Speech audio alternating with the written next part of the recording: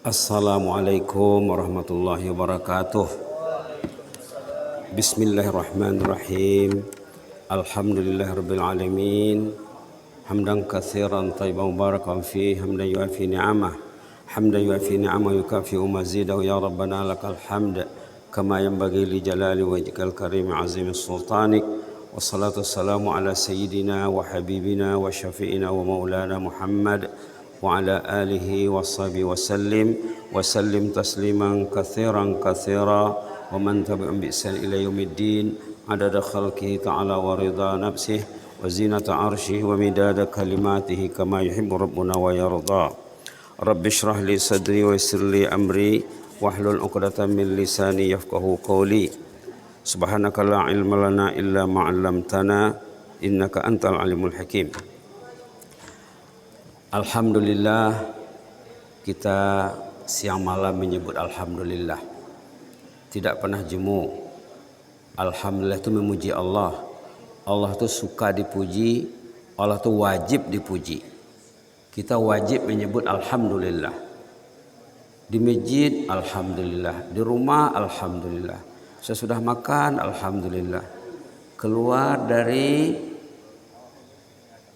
WC alhamdulillah. Bangun tidur alhamdulillah. Siang malam alhamdulillah. Kenapa kita perlu beralhamdulillah? Namanya tahmid ya, ataupun hamdalah. Alhamdulillah itu apa namanya? Tahmid ataupun hamdalah. Bismillah itu apa namanya? Basmalah. Kenapa perlu berhamdalah? Bertahmid membaca alhamdulillah? Karena mengenang nikmat itu wajib. Mengenang, mengingat nikmat wajib, membicarakan nikmat wajib, memikirkan nikmat itu wajib. Ini nikmat Ramadan tidak berapa hari lagi. Orang beriman sedih dengan kepergian Ramadan, bergembira dengan kedatangan Syawal. Jadi hidup kita itu antara sedih dan gembira, gembira dan sedih, al khauf war raja. Alhamdulillah. Hari ini kita akan membacakan satu hadis Rasulullah SAW, wasiat Jibril kepada Rasulullah, pesan emas Jibril kepada Nabi Muhammad, pesan kepada Muhammad, pesan kepada umat. Dalam hadis riwayat Imam Tabrani, hadis ini banyak diperkatakan ulama ya. Hadis ini banyak dibincangkan oleh ulama. Jibril pernah berwasiat, berpesan kepada Rasulullah SAW. Apa katanya? Ya Muhammad, wahai Muhammad, ishma syi'ta fa innaka mayyit. Hiduplah sesuka hatimu, yang jelas satu hari engkau akan mati. Tidak ke masjid tidak apa-apa, tidak baca Quran tidak apa-apa, tidak sholat berjamaah tidak apa-apa. Tapi ingat, satu hari kamu akan mati nanti. Kalau kamu mati, inna lillah wa inna ilaihi raji'un. Kita ini milik Allah, kita akan diambil oleh yang empunya. Tidak ada tempat lari yang lain. Ishma syi'ta fa innaka mayyit. Hiduplah sesuka hatimu. Menancap gas dekat masjid pun tidak apa, sehingga orang terganggu. Nah, lalu di masjid digasnya kuat-kuat. Tidak apa. Fa innaka mayyit. Satu hari engkau akan meninggal. Allah akan menilai. Kenapa? Bising, kenapa suara di masjid? Kadang-kadang suara imam tidak kedengaran. Subhanallah, subhanallah. Apalagi masjid musola seperti Al-Amin yang dekat dengan jalan. Memang terganggu suara kendaraan. Patutnya yang punya kendaraan berpikirlah itu. Karena dalam masjid itu ada hamba yang menyembah Allah. Ishma syi'ta fa innaka mayyit. Hiduplah sesuka hatimu, yang jelas satu hari engkau akan mati. Mayyit itu mati. Kalau bahasa kitanya mayat ya. Mayyit itu mati. Satu, ishma syi'ta fa innaka mayyit. Hiduplah sesuka hatimu. Artinya jangan hidup sesuka hati, itu maksudnya itu. Walaupun secara zahir teks hadis itu menyuruh, tapi sebenarnya melarang sebenarnya. Ishma syi'ta fa innaka mayyit. Kalau makna literalnya Hiduplah sesuka hatimu, yang jelas engkau akan mati. Artinya jangan hidup sesuka hatimu. Pikirlah nak mati. Pikirlah nak mati. Kehidupan bukan milik kita. Tenaga bukan milik kita. Segala yang ada pada kita ini bukan milik kita. Milik Allah. Alhamdulillah Rabbil Alamin. Segala puji bagi Allah Rabbul Alamin, yang mengawas alam ini, yang menjadikan, yang mengontrol, yang menjaga, yang memelihara alam ini. Ishma syi'ta fa innaka mayyit. Hiduplah sesuka hatimu, yang jelas engkau pasti akan mati. Walaupun usianya 100 tahun, 100 tahun lebih, dia akan mati juga. Wa'mal ma syi'ta fa innaka majziyun bih. Yang kedua ya. Wa'mal ma syi'ta fa innaka majziyun bih. Berbuatlah sesuka hatimu, yang jelas engkau akan dibalas. Lakukanlah apa yang engkau mau lakukan, tapi engkau akan dibalas. Kalau datangnya sembahyang subuh, apa balasannya? Seperti sholat satu malam tidak tidur, seperti mengaji satu malam tidak tidur, seperti berqiyamul lail satu malam tidak tidur. Subhanallah, subhanallah. Orang yang tidur di malam hari berniat besok saya akan ke masjid mendengar tazkirah, besok saya akan masjid menunaikan sholat fardu berjamaah, besok saya akan masjid menunaikan sholat sunat sebelum subuh 2 rakaat, besok saya akan masjid ingin berzikir sesudah sholat, ingin bertazkirah, ingin berdoa berjamaah. Subhanallah. Paling kurang ada 5 nilai besar yang mesti difikirkan untuk datang ke masjid supaya tidurnya lebih bermakna. Tidak sama dengan orang yang datang ke masjid tujuan untuk sholat saja. Tazkirah tidak perlu sama saya. Tidak sama itu. Tidak sama. Ada orang yang 5 niatnya, ada yang 10 niatnya, ada yang lebih. Ada yang niatnya 1 saja. Ada yang tidur tidak berniat. Nak ke masjid pun tidak. Ngantuk tidur. Siapa yang ngasihnya tidur? Allah. Siapa yang ngasihnya tidur nyenyak? Allah. Tapi tidak ingat Allah. Bangun tidur itu pun tidak ada alhamdulillazi ahyana ba'da ma amatana wa ilaihi nusyur. Tidak ada alhamdulillah. Itu insan yang bermasalah, yang perlu dibimbing ya. Wa'mal ma syi'ta fa innaka majziyum bih. Beramallah sesuka hatimu, yang jelas akan dibalas. Balasan amal itu bukan hari pembalasan saja. Sekarang datang bapak terus sembahyang subuh, senang hatinya sepanjang hari. Subhanallah. Ya Allah, senang hatiku ya Allah keluar dari masjid ya Allah. Karena orang itu didoain malaikat. Duduk di masjid malaikat mendoakannya. Duduk dalam bertazkirah malaikat mendoakannya. Malaikat menulis nama-nama orang yang duduk dalam tazkirah, mendengar tausiah subuh. Karena datang tausiah subuh di pagi hari di masjid dapat 1 bonus haji. Nanti dibacakan hadiahnya. Pagi ini bagi yang datang beramal ke masjid dengan ilmu, 1 untuk sholat berjamaah, 1 bonus haji. 1 untuk tazkirah, 1 bonus haji. 2 haji 1 pagi. Kita susah nak pergi haji, hati kita di sana. Bulan Ramadan hati kita di sana. Musim haji hati kita di sana. Kesempatan meraih ibadah haji ada pada Bapak, ada di rumah Bapak, ada di masjid, ada di musalla. Ini karena diketahui supaya hidup itu lebih bermakna, supaya hidup itu lebih bernilai. Sama-sama ke masjid, tapi yang si A niatnya ada 10 niatnya, maka akan diberi 10 apa? 10 nilai. Si B niatnya 1 saja, untuk apa? Salat berjamaah. Itu saja. Salat berjamaah itu pun dia tidak paham. Apa maksud salat berjamaah? Kalau orang itu salat berjamaah, datang salat berjamaah. Kalau ada yang sembahyang itu banyak 50 orang sembahyang, itu setiap orang dikasih nilai seperti salat yang terbaik di antara yang 50. Kalau ada 50 orang yang salat berjamaah, kasih sayang Allah, Rahman Rahim Allah memberi setiap orang nilai salat mengikut standar yang terbaik di antara yang 50. Kalau salat di rumah, salat Anda saja. Subhanallah. Demikian kata ulama. Kalau datang salat berjamaah, kata ulama, datang dengan ilmu, setiap orang itu ada imannya dan ada power iman. Ada apa ya? Power imannya apa? Ada sentrumnya. Ada karannya apa bahasa kitanya? Ada api iman lah, macam baterai. Setiap orang itu ada baterainya. Jadi sepatutnya katanya iman itu berpindah.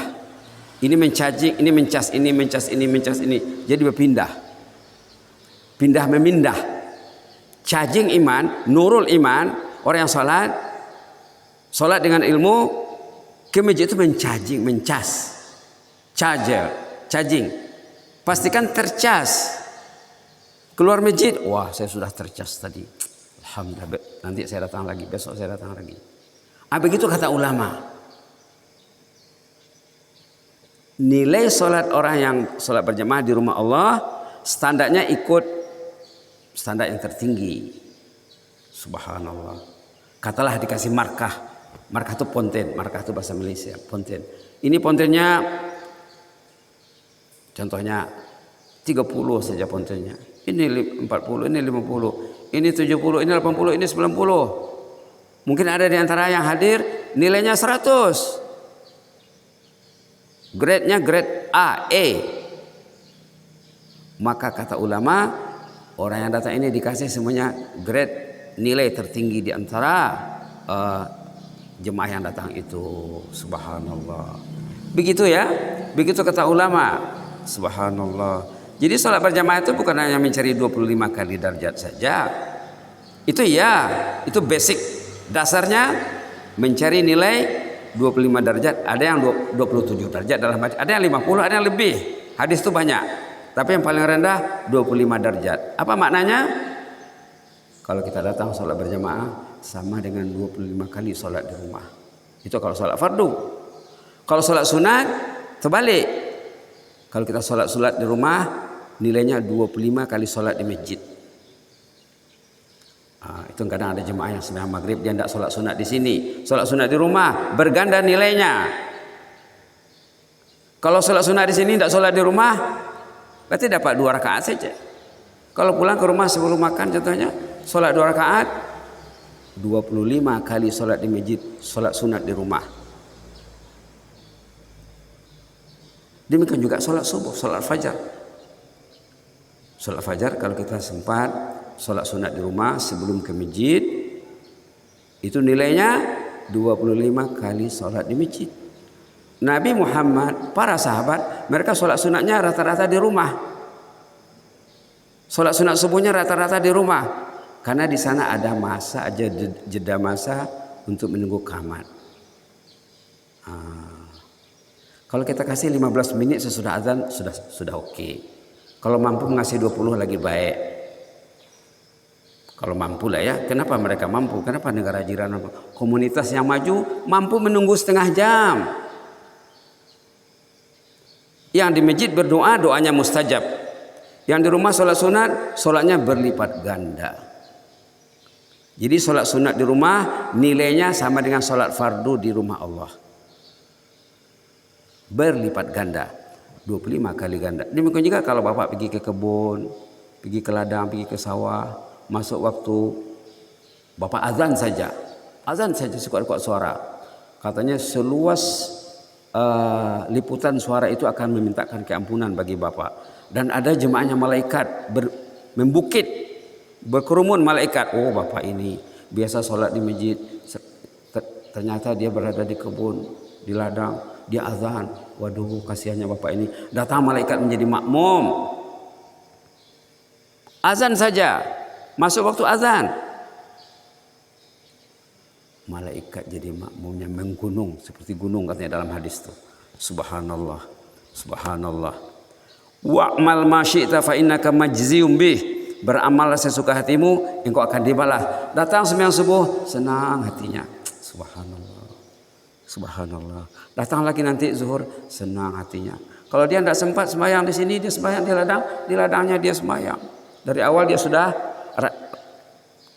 plan, sudah rancang, sudah merancang, mempersiapkan dirinya untuk sembahyang nanti di awal waktu di kebun saya, di ladang saya. Begitu Islam menyuruh ya. Makmumnya siapa? Malaikat. Subhanallah. Malaikat makmumnya. Kalau dia suami istri lagi bagus. Dia dengan anaknya, dengan pekerjanya lagi baik. Datang lagi malaikat mengurumuni acara sholat berjamaah di kebun, di tepi pantai, di gunung, di mana-mana. Subhanallah. Ada hadisnya tapi tidak sempat membaca semuanya. Nanti satu hari kita bisa baca. Baru 2 ya. Yang ketiga, wa ahbib man syi'ta fa innaka mufariquh. Cintailah orang yang engkau cintai, cintailah istri, cintailah anak, cintailah kaum kerabat, cintailah jiran, cintailah sahabat. Fa innaka mufariquh. Satu hari engkau akan berpisah. Jangan lupa istri akan diambil, suami akan diambil, anak akan diambil. Siapa yang duluan diambil tidak tahu. Yang jelas akan diambil satu-satu. Jarang yang diambil suami istri sekaligus, jarang. Jarang.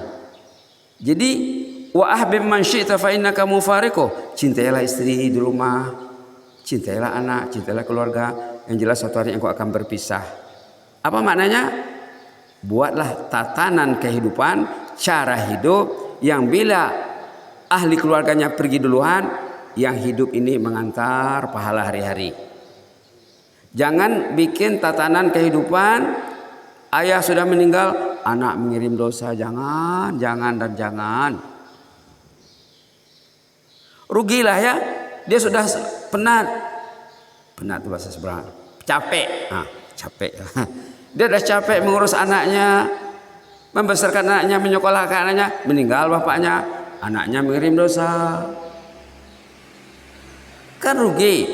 Lah jatuh ditimpa, nyampe tangga pulau. Lah jatuh ditimpa tangga. Subhanallah. Lah jatuh ditimpa tangga. Dah rugi, dah berpisah, dah mati. Dapat dosa, la ilaha illallah. Begitu kebanyakan manusia zaman ini, mereka hidup dengan keluarga, tidak memikirkan saat berpisah. Jibril menasihati Nabi, wa ahbib man syi'ta fa innaka mufariquh. Cintailah insan kesayanganmu, engkau akan berpisah. Cintailah sesama, cintailah sahabat dengan jemaah. Sebaiknya bila jemaah berpisah, dia ada yang meninggal duluan, yang hidup ini mengantar pahala, mendoakan yang pergi. Begitulah tatanan kehidupan yang mau dicari. Yang keempat, wa'lam anna syarafal mu'min salatuhu bil lail. Ini tentang qiyamul lail, ini tentang sembahyang tahajud. Kemuliaan orang beriman itu statusnya, harga dirinya menurut qiyamul lail yang dilakukannya. Subhanallah. Status orang itu harga dirinya menurut qiyamul lail yang dilaksanakannya. Kita di Ramadan dilatih berqiyamul lail supaya sesudah Ramadan tetap bertahan, tetap istiqamah. Paling kurang setengah jam sebelum subuh, sejam sebelum subuh kita sudah bangun. Nanti sesudah Ramadan. Macam mana kita makan sahur sekarang? Saya pagi-pagi terdengar tuh anak muda yang apa? Yang membangunkan tuh, kalau begini dibuat untuk bangun tahajud kan bagus saya pikir. Umpamanya malam Jumat, sekali seminggu saja dulu. Kan bagus. Masyarakat lain tidak ada yang bikin, kita bikin. Pagi Jumat tahajud, pukul ganda hilal mudi. Sebenarnya ada announcement, ada pengumuman dari langit, dari Allah setiap pagi. Tapi tidak ada suaranya. Ada dalam hadis.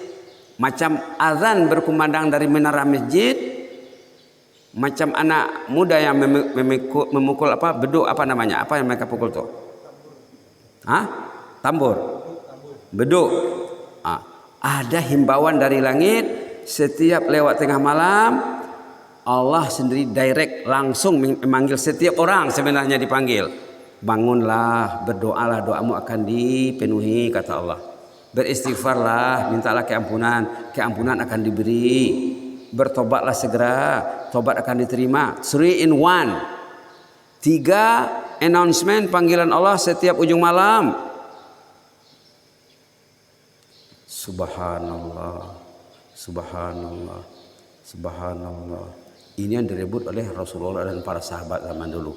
Apa katanya? Wa'lam anna syarafal mu'min salatuhu bil lail.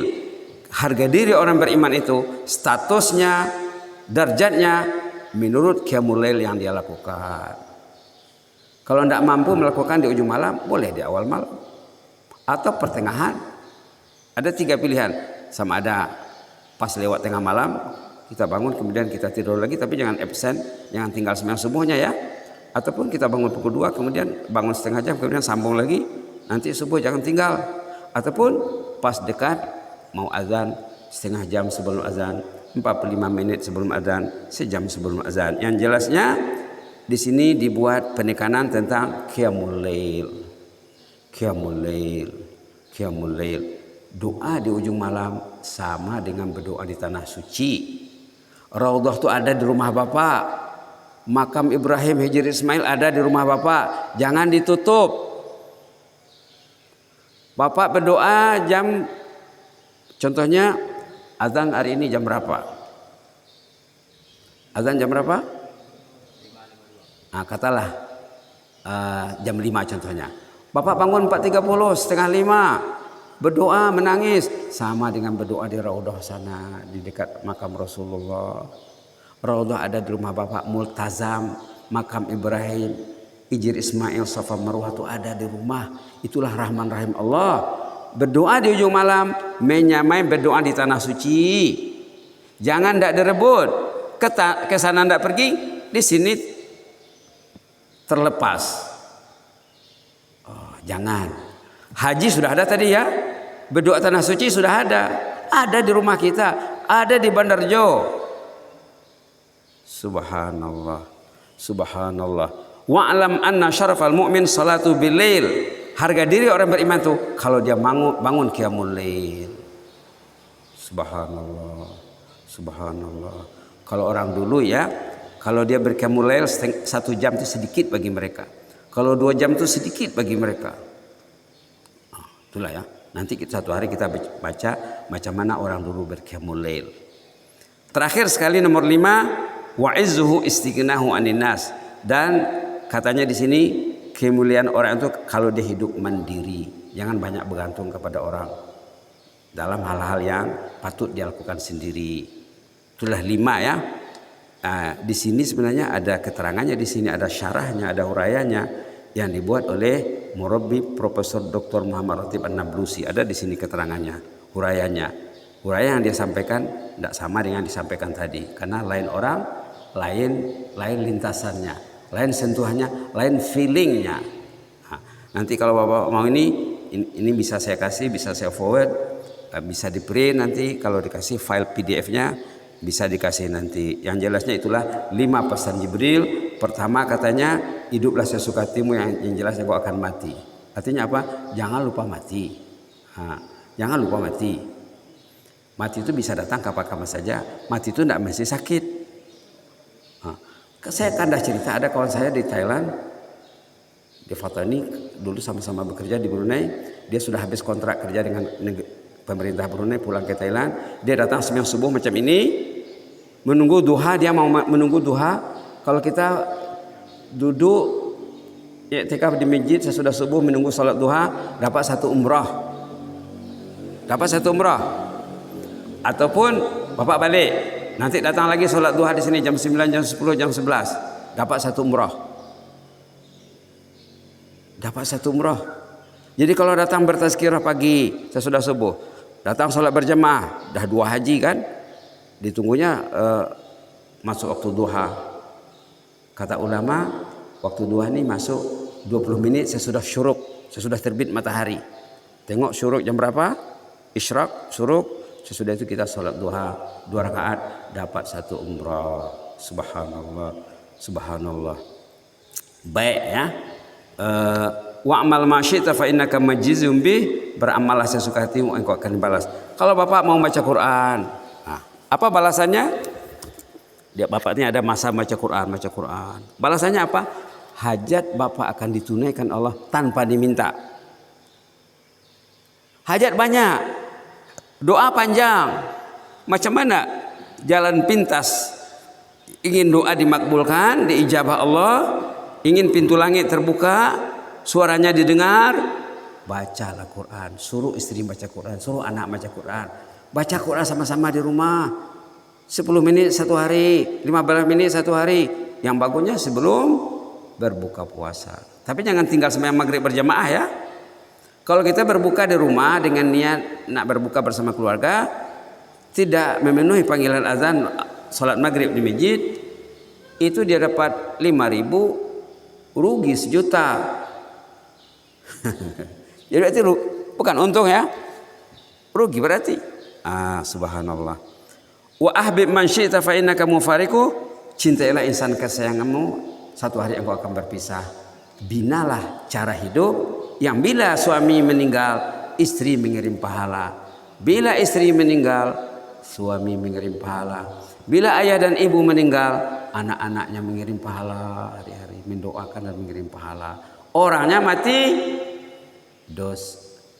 dosanya tutup, pahalanya hidup. Subhanallah. Hebatnya pesan Jibril ini. Terakhir sekali tentang Qiyamul Lail. Perlunya Qiyamul Lail, kita merancang untuk Qiyamul Lail. Kita berniat sebagusnya sebelum tidur berwudu ya, berwudu sebelum tidur.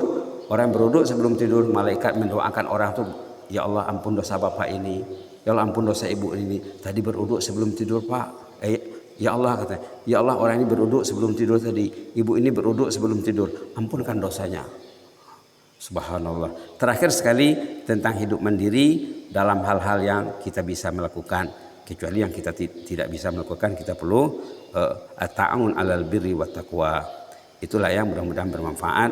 Allahumma zidna wa la tanqusna wa akrimna wa la tuhinna wa a'tina wa la tahrimna wa asirna wa la tu'sir alaina wa adna wa rada'na ya hayyu qayyum rahmatika nastaghis aslih lana sya'nana kullahu wa la takilna ila anfusina tarfatain ya mujibas sa'ilin. Ya Allah ya Rahman ya Rahim, jadikanlah hati kami hati yang bisa menampung maklumat yang baik, pandangan bernas yang selalu disampaikan di mimbar ini ya Allah, mimbar masjid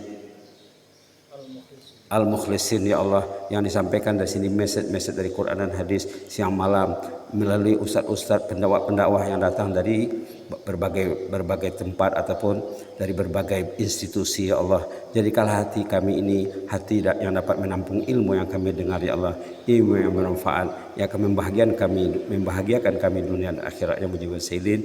Jadikanlah akhir-akhir Ramadan kami ini saat-saat Engkau membebaskan kami daripada azab neraka ya Allah. Bebaskanlah kami semuanya, ayah ibu kami, kakek kami, nenek kami, pemilik kami, saudara kami, kerabat kami, jemaah kami dari azab neraka ya Allah. Allahumma atik riqabana wa riqaba abaina wa ummahatina wal muslimina minan nar. Allahumma atik riqabana wa riqaba abaina wa ummahatina wal muslimina minan nar. Subhana rabbika rabbil izzati amma yasifun wa salamun alal mursalin walhamdulillahi rabbil alamin. Wassalamualaikum warahmatullahi wabarakatuh.